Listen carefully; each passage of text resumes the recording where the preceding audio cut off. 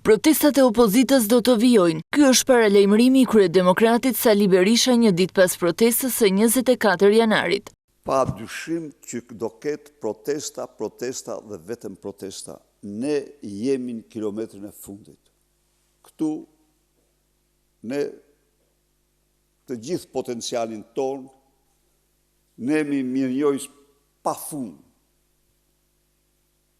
përgjigjes qytetare. Protestën e 24 janarit e cilësoi si një sukses. Dje,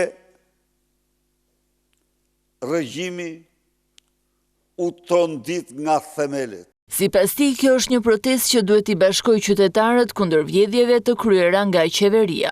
Këtë janë pasuri të fëmijëve të çdo shqiptari dhe jo vetëm të fëmijëve të opozitarëve që protestojnë. Kryeministri Edi Rama në një reagim në rrjetin social X e cilëson Partinë Demokratike si të vetmen parti që e ka në program dhunën, ndërsa protestuesit e dhunshëm i cilësoi si rrugeçër të paguar.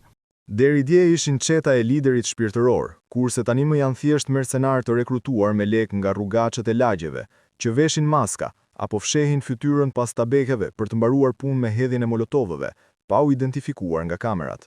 Sali Berisha pati një përgjigje edhe për këtë reagim. Ai cilëson protestuesit si heronj dhe mohon që ata kanë kryer shkelje ligjore. Nuk kanë kryer në mënyrë absolute asnjë shkelje ligjore, përveç se kanë shpresë zemrimin e tyre ndaj Edi Ramës. Lidhur me protestën e 24 janarit, 35 persona janë shoqëruar dhe 2 janë shpallur në kërkim. Ndërkohë, u raportua edhe për 11 efektiv të lënduar.